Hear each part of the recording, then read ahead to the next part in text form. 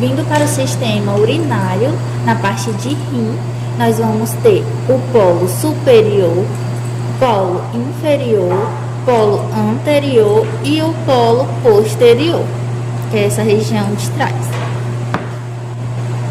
No rim, nós também vamos ter a região do córtex renal e a região medular. Na região medular, nós vemos esses triângulos que se chamam pirâmides renais. Pirâmide renal, pirâmide renal. Próximo às pirâmides renais, nessas pequenas protuberâncias aqui, se chama papila renal. Papila renal, outra papila renal.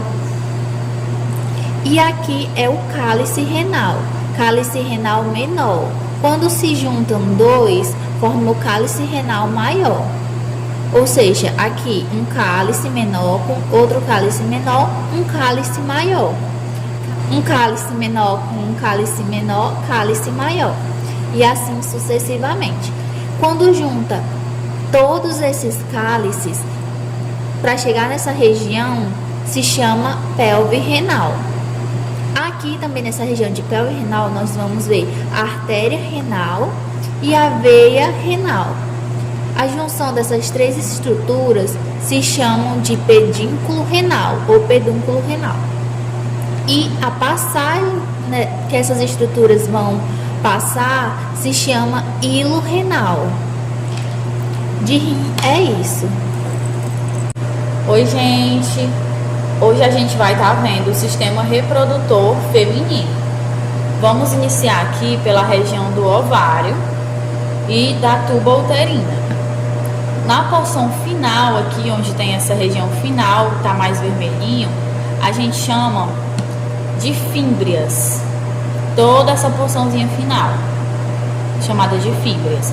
Logo após, a gente vai ter o infundíbulo.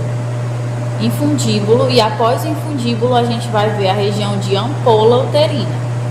No finalzinho da ampola, a gente vai ter o istmo, que vai cair dentro da cavidade uterina, certo? Então, a gente tem as fímbrias, o infundíbulo, a ampola e o istmo. Já aqui na região de útero, a gente vai ter três divisões do útero: região de ápice, região de corpo e região de colo uterino, que é essa porção mais final. Aqui no meio a gente vai ter a chamada cavidade uterina. No útero a gente vai ter três camadas que o constituem.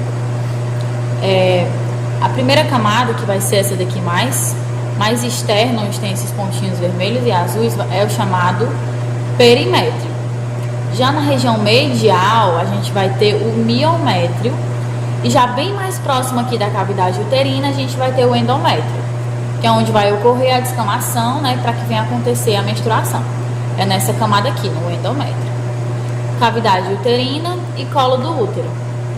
Aqui vai ser o canal vaginal e o ósseo externo da vagina.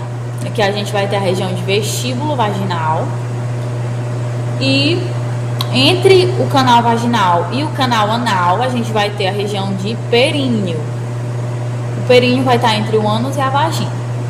Agora, indo para a bexiga feminina, a gente vê que a bexiga feminina ela é bem menor. A gente consegue fazer essa diferenciação.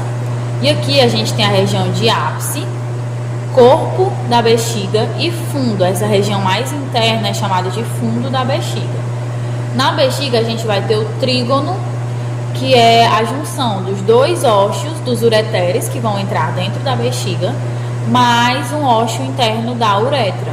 A junção desses três ósseos, a gente vai ter o trígono da bexiga. Após a urina que fica aqui sair na bexiga, ela vai passar para a uretra. A uretra feminina é bem curtinha e ela não tem subdivisão. Aqui a gente vai ter o ósseo interno da uretra e na região mais final a gente vai ter o ósseo externo da uretra, desembocando no meio externo. Aqui nessa peça a gente consegue visualizar o monte púbico, região de grandes lábios. Oi, gente! Hoje a gente vai estar estudando melhor a peça anatômica de sistema reprodutor masculino. Vamos iniciar com a bexiga. A bexiga masculina, ela é bem mais calibrosa, ela é bem maior do que a bexiga feminina, mas tem as mesmas subdivisões em ápice, corpo e fundo da bexiga. Também vão ter os 3 ósseos, 2 ósseos dos ureteres, mais um ósseo uretral, que vai, a junção desses 3 ósseos vai constituir o trígono da bexiga. Após a urina sair aqui da bexiga, ela vai para a uretra. Só que tem uma peculiaridade aqui no sistema reprodutor masculino. É que a uretra masculina ela é bem maior e tem algumas divisões. A primeira é chamada de uretra prostática, que vai estar nessa região de próstata. Essa região aqui mais vermelhinha, toda circundada por essa cor mais roxa, é a chamada próstata, a glândula.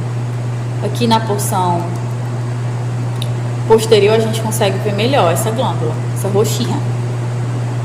E aqui a gente vai ter a uretra prostática, nessa porção aqui de próstata. Saindo da uretra prostática, a gente vai ter a uretra membranosa ou membranácea. Após a uretra membranosa ou membranácea, a gente vai ter a uretra esponjosa ou uretra peniana, certo? Nessa região aqui mais de pênis, a gente consegue visualizar o corpo cavernoso, que é essa região mais calibrosa, o corpo esponjoso, que vai estar circundando aqui a uretra esponjosa, região de glande,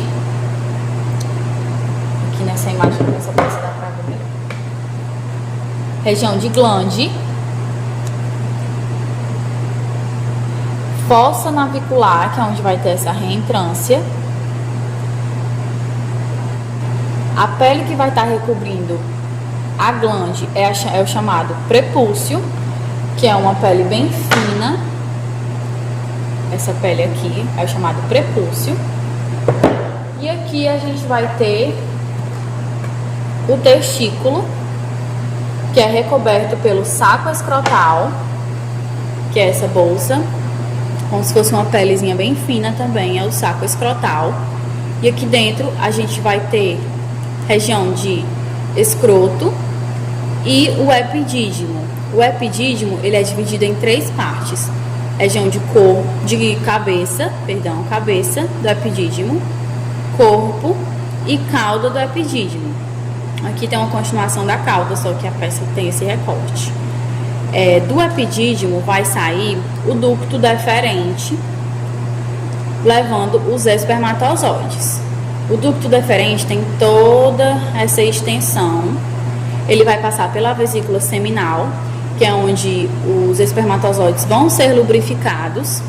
E após esses espermatozoides serem lubrificados, o sêmen vai sair pelo ducto ejaculatório, que é esse ducto que passa aqui pela próstata, esse pequeno ductozinho, onde ele vai desembocar aqui na uretra e vai sair no meio externo. E é isso.